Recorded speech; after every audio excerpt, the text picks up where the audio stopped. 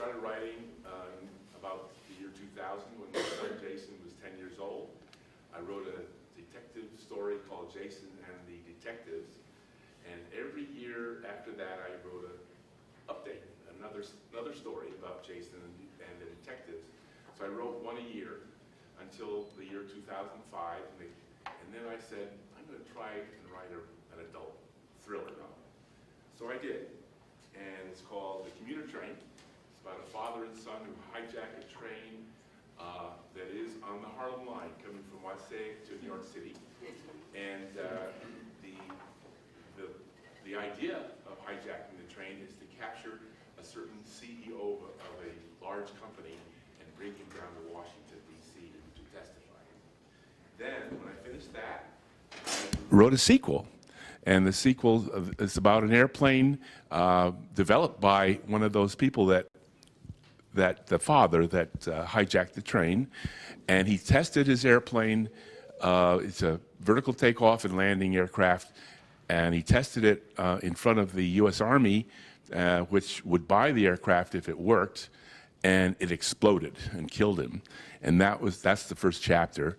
And then there's a plot that takes you to Washington, D.C. And then, as soon as I finished that, I started writing another one, and it's called The Road Ranger. And here's the cover of the book. It's coming out within a month. This cover was done by Bob Berry, who sits right over there. It's about a man who, how should I describe him? He's the CEO of a large corporation. His corporation is going to be taken over by this evil woman. He investigates, and he ends up to be a man who helps other people and rides the roads with a huge tractor-trailer truck, which he lives in, with his sidekick, Toronto. So it's the Road Ranger and Toronto. So if you're interested, I have a little plot, a press release right here I can give you. And if you put your business card in here, I'll give you a free copy when it comes out. Thank you.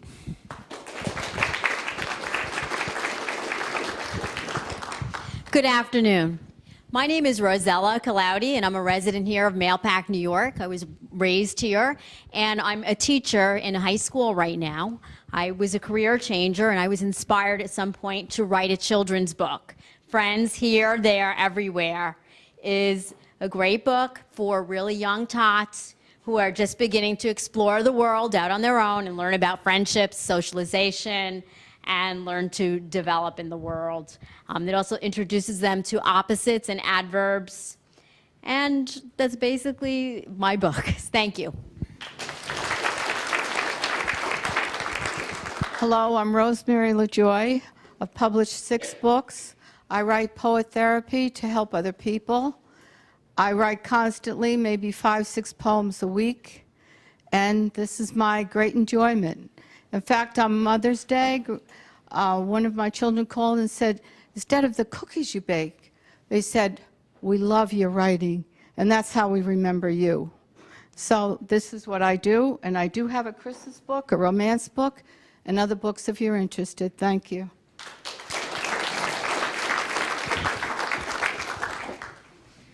Hello, my name is Adriana Cascata, and I wrote this book, Think with Love, A Simple Choice for a Better Life. The idea of this book is to share with everybody that thinking is the miraculous power we have to change our life. We have to think with love about us, about everybody else, about our body, and our thinking can change our life and our relationship. And let me read. Just this. A couple of lines. Despite what the physical eyes see, this world we live in is full of love. Think with love, and you will be the first to find yourself surrounded by it every day. Thank you.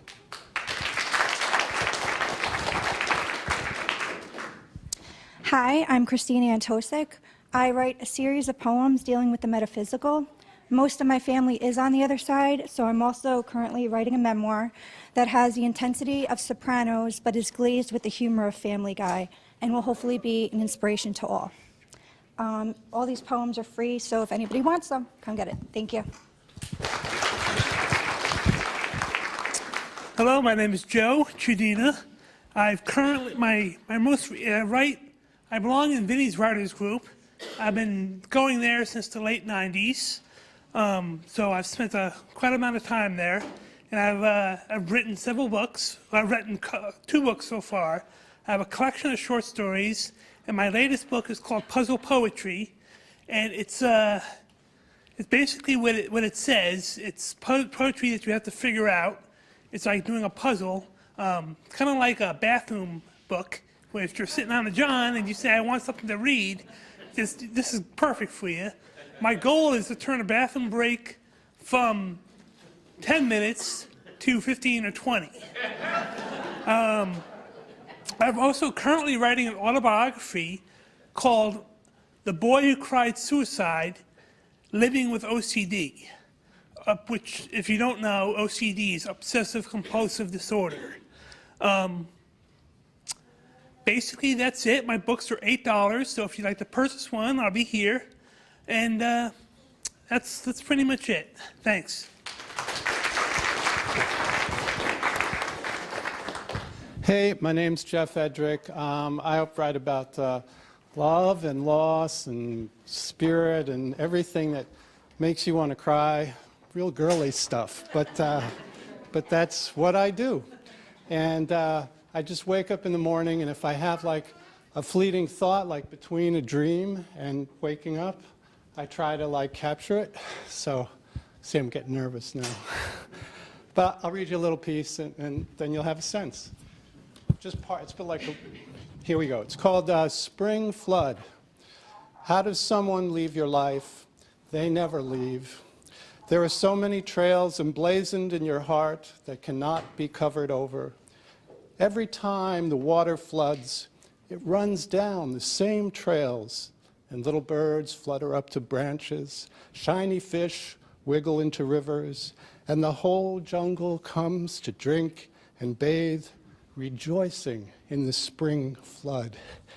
It is the memory of you that awakens the spring in my being, and being warm, every emotion and dream come out of their hibernation and stretch and yawn and roll on the warm ground.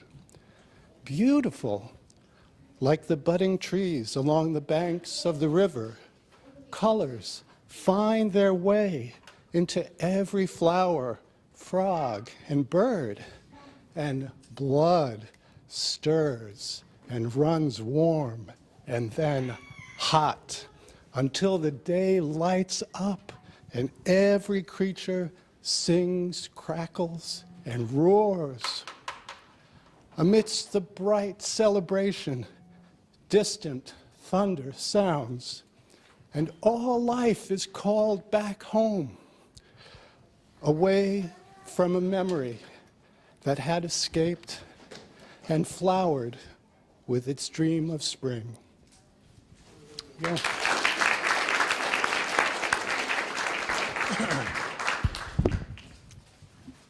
Hi, I'm Steve Haggerty, and I'm a professional writer.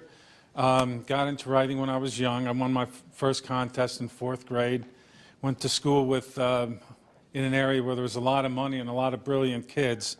I wasn't one of them, so when I won the contest, the teacher called me up and kind of looked, you know.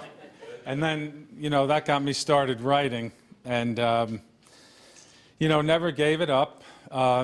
So I went to school on a scholarship for journalism, got my master's degree, worked down in the city. I didn't like that full time because I'm the type of person that needs to get up every so often with a hammer and bang something around and yell at somebody or whatever. I can't sit all day.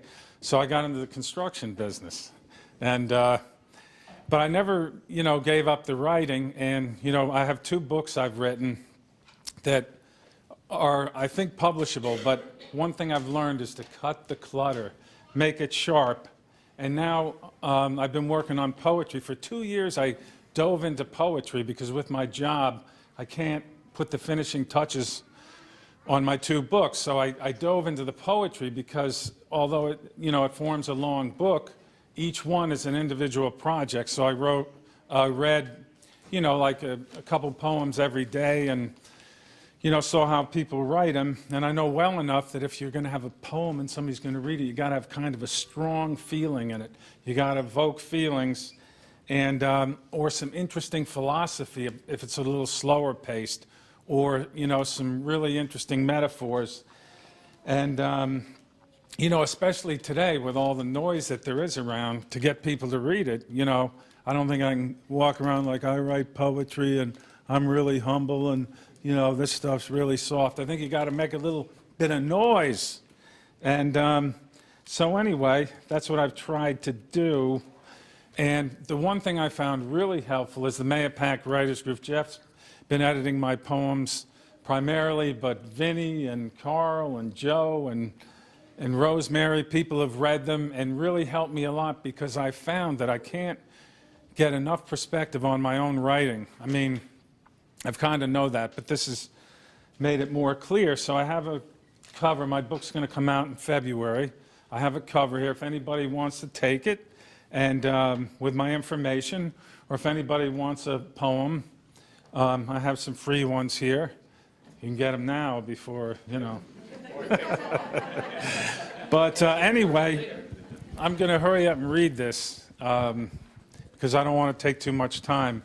This is one of my favorite ones to read, and it's called Will. The howling tempest can do no more than tickle this one. It drills up through concrete from beneath, finds the weakness in asphalt, pokes through, squeezes between curbs and sunken steel storm drains, roots itself in barren fields of sand, waits without fret for leaves in a tree bend to decay. Yanked between the flowers, rising sun till stars, it may reappear next week, but will lie in wait a century if need be. Seeds ride the wind, drop in gutters, sprout in muck. And one day, when a philanthropic breeze sweeps to fertile fields, woven heads of Timothy rise and stand proudly. In massaging breezes, they sway like freedom flags and smile at those who attempted to root them out. Who, just who, has the will of grass?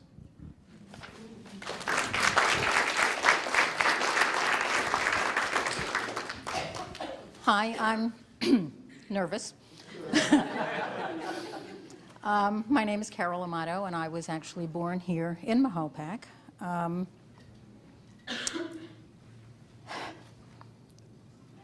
I'm not published. I'm not even sure I can call myself a writer. All I ever wanted to be was a writer, and the one thing that I never was a writer. Prior to August of this year, I had written 4 things in my life. 5. 2 poems, one in 1983, the next one in 1993. It took me 20 years to get to the next one.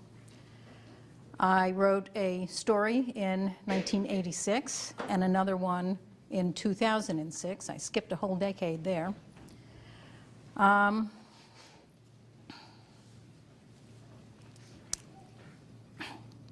Sorry, losing my deep breaths.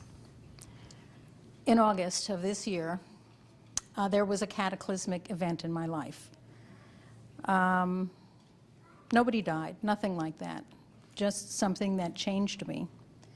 And this morning, I spoke to my son and daughter-in-law, who live with me, about my writing. My son is 42 years old.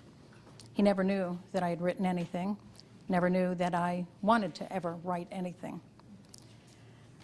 I woke up August 13th, the day after I turned 68, and in my mind was the thought that I was marking time, waiting to die. I mean, I wasn't suicidal, just that notion. And then the next thought was, I don't think so. Today is going to be not the first day in the rest of my life, not that kind of thing, but from today, from this moment on, my life is going to change. And all I did was decide to go to Florida for a month, to the town where I had gone to high school. I haven't even gotten there yet, by the way. It's not until January. My life started to change immediately. At some point, I really want to address that in either poetry or a book. But 1983, 1986, 1993, 2006, and August of this year, the only way I can describe it, something reached up inside me, grabbed me by the throat, and said, "Let me out." That's when I write. That's how I write. And I'm going to, if I may, just read the first poem I ever wrote. This was the 1983 one, because it covers a lot, I think. It's called Changes. I wrote this, by the way, sitting in my car in the parking lot of what used to be Caldor's over in Mahopac, with pouring rain. I couldn't move until I finished it. Changes mist like wispy clouds, sweeping over my mind and me, shifting softly in my memory, shape me as I am to be. Phases, stages, many facets, as each era's end draws near, your rhythmic changes halt to harden. Senses scorched, I tremble there. I am right now. Mute explosions, cataclysmic, sear my soul to know the cost of growth and wisdom and discretion, all whom I have loved and lost. Gains for losses, silver linings, comes the time to stand alone. I strive for courage, it deserts me. Cry, not I, whatever for. Today, tomorrow, new clouds gather. Changes, changing, evermore. Thank you.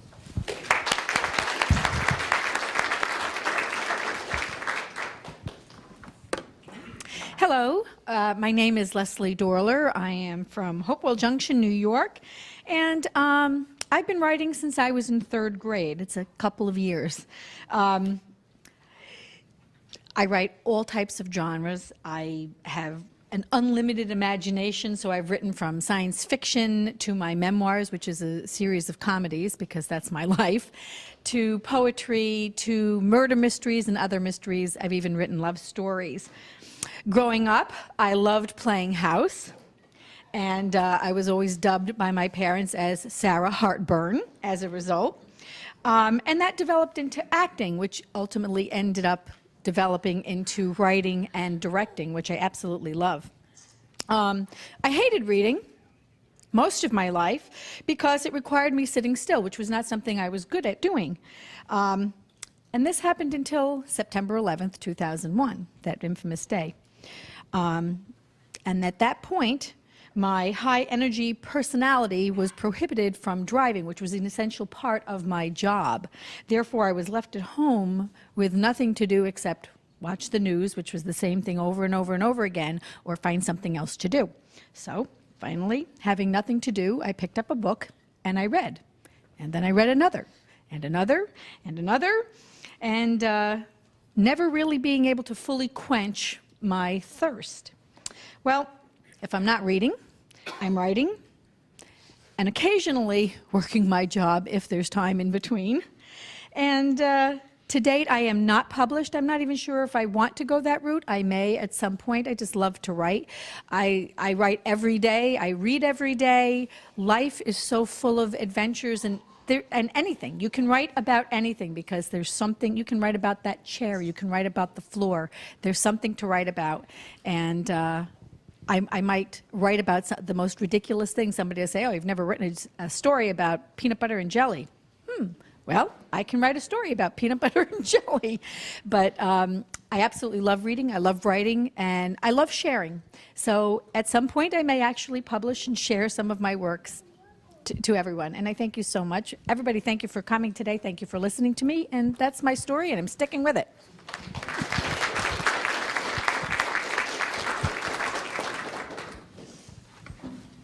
My name is Shanti, and the title of my book is Dear World, See What I See. It's a baby, it's 2 months old, and it's a different kind of a book because it talks about the pink elephant in the room. I wrote a letter to you because that's the format of my book. It's a series of letters to the world. And I'm going to read it to you because I carefully worded each and every word so I don't miss conveying exactly what I want to say to you today.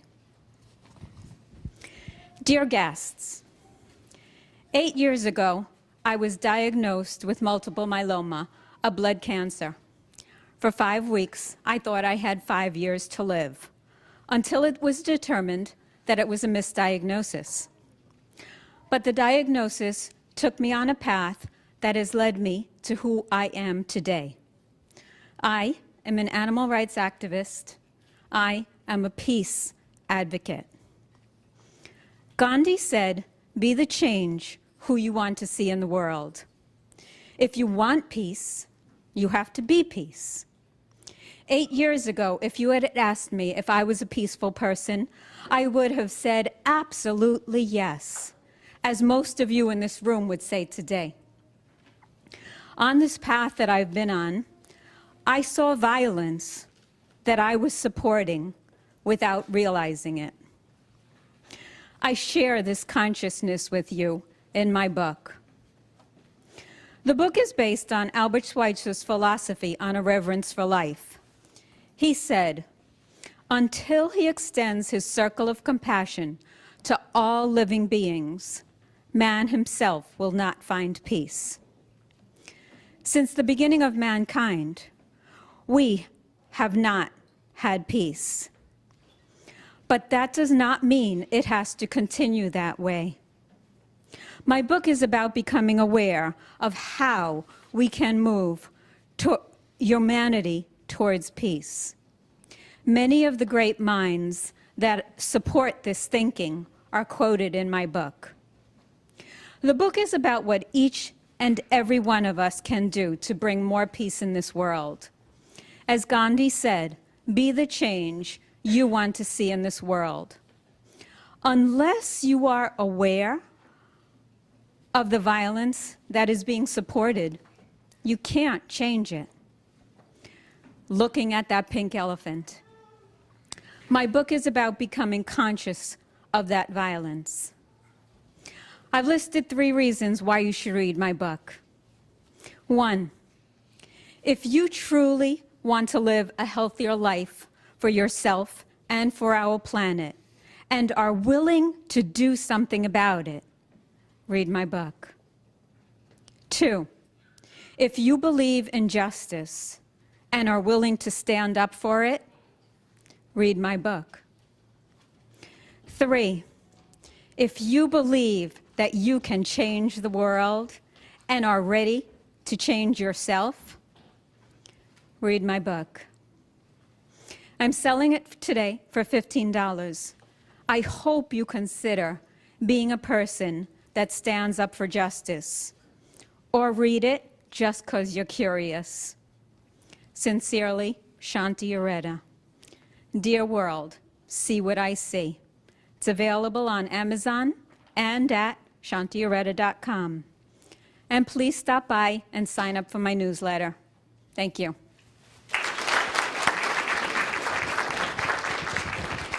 My name is Barry Antikolitz. I'm not selling anything today except maybe myself.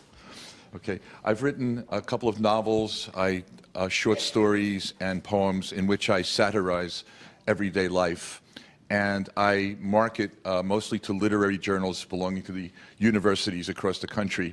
Last semester, I published a short story in the Connecticut Review, which is the organ of the Connecticut State University.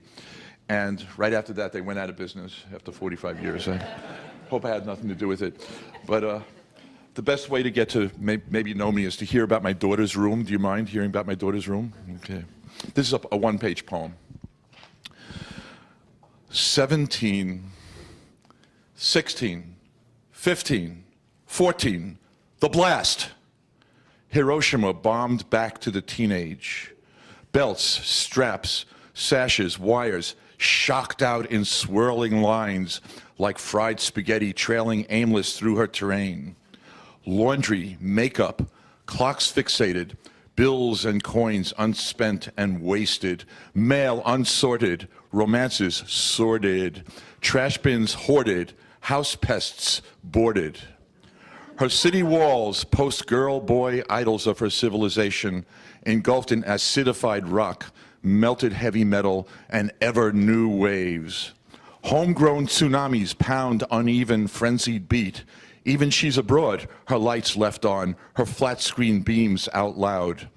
No power of imperial parent may plant therein a toehold, lest his shoe besmear an already soiled print or book, disc or breakfast plate. Anon, her rebellious colony spreads its sprawl, expansion migrates through the hall, founds a suburb in the nearby Bath.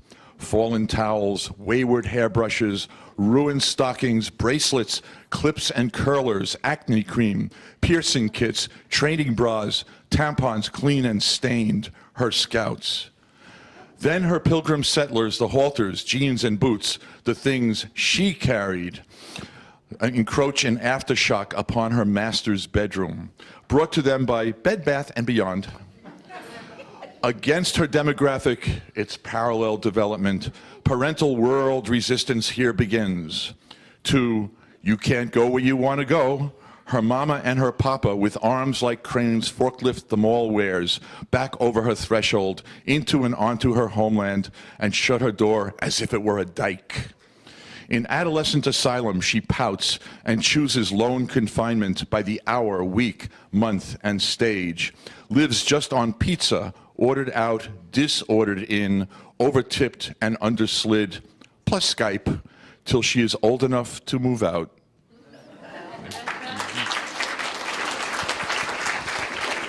Thank you, honey. Thank you, sweetheart. Mine's not very funny. My name is Jennifer Deagle. I'm a teacher at Mahopac High School here since 1999. And I wrote a story about my daughter, Joy. She was a micro-preemie, which means she was born before 26 weeks. She was actually 23 weeks.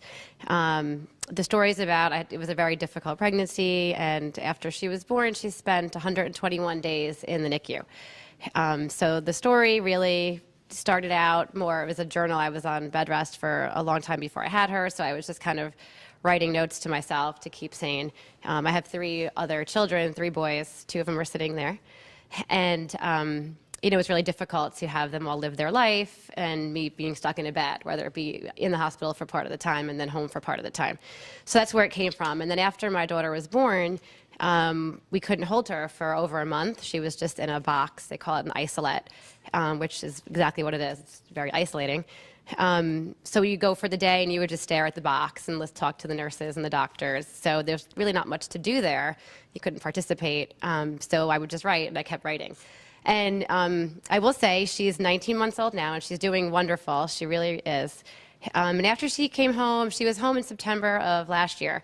About a month after she was home, and things were calming down a little bit, I started to look at all the things that I had written when I was pregnant and when she was in the hospital, and it kind of turned into the story. So, you know, the story, it's my pregnancy and it's her time in the NICU and our family, and it's written for her because she'll never remember everything that she went through. For my other children, because it was really hard on them for that moment in time, which they may not even remember when they're older.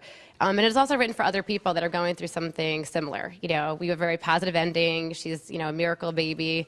It kind of, if other people that have children, either, they're having a difficult pregnancy, or children that even, weren't preemies but are just in the hospital in general, it's kind of written for them to show them that there can be positive endings and there's some hope. And like I said, she's doing wonderful today, and this is our story. Okay, I think we're done. I was last. Oh, I thought you said no, I'm sorry. Hi, I'm Rene Fleury. I've been coming to Vinny's Writers Group for a while. I am published. I have a photo book out. I'm sure sorry you don't have anything to show for it today. It was literally a last second thing. But I am working on a novel, actually. that takes place in Putnam County. I'm a local paranormal investigator and historian, big stone chamber buff. So the story actually focuses on the stone chambers and the many mysteries that surround them. And it's mostly based off of a lot of experiences that myself and many friends have had during our investigations and during our research into this fascinating subject. So it's been coming along for several years. I know I've been promising the book to be out shortly, but I finally have a good grip on it. And I'd like to share a very short excerpt from what I'm writing. And you may notice, you may recognize the one historical name mentioned in this. The book is called Set in Stone, and this is from chapter 11, which is called The Sky God. The characters mentioned, one is a metaphysical being, and the other is a ghost. The chief cracked a thin smile, clapped a large, worn hand on a shoulder.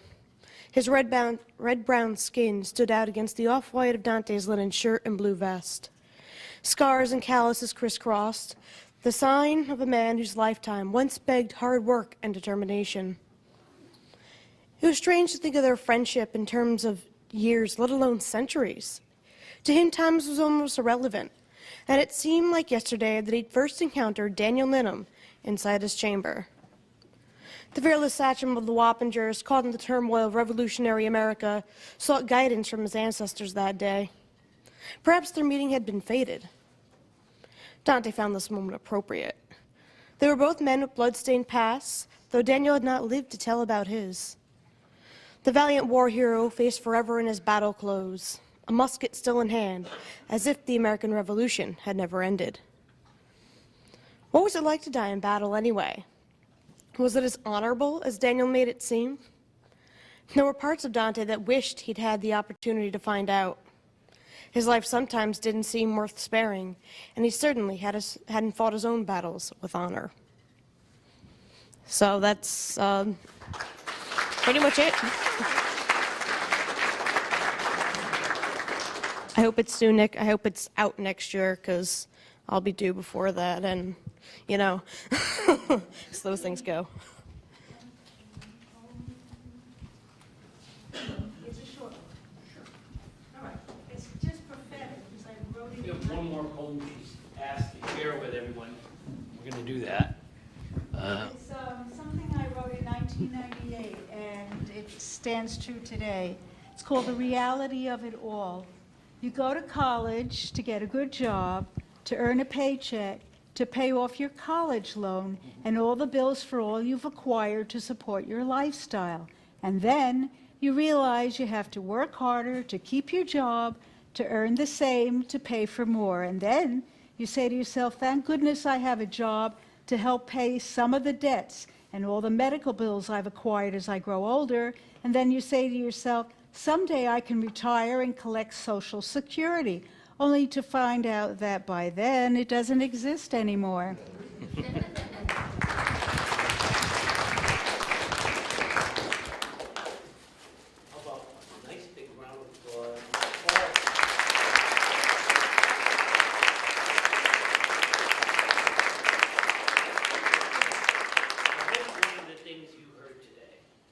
Writing is often a hobby. Sometimes it's a pastime. More often, writing is a passion. It's reaching inside and burying your soul, hoping that someone out there realizes that you realize that life is not always easy. It's not always easy to share what we believe, what hurts us, what makes us laugh, makes us cry. People here at these tables have reached out to you. This library filled with the heart and soul. People who came before you, people who will come after you, will continue to fill these shelves. Readers are leaders. Writers are fighters. Fight with us, read with us, love with us, live with us. Thank you for being here today. You have a unique opportunity right now Many times we go to hear an author speak. The author's here, and you're there. For the next hour, the authors are here. Have conversations with them, talk with them, ask them more about what they just said to you. Dig deep. They're willing to share. Hope you are too, because we have an awful lot of cookies to share. Thank you for being with us today. Debbie, thank you very much. Amy, thank you. Thank you all for being here. All right. Mingle. Authors, feel free to get up and talk. You don't have to stay at your seat. Buy books. Good present.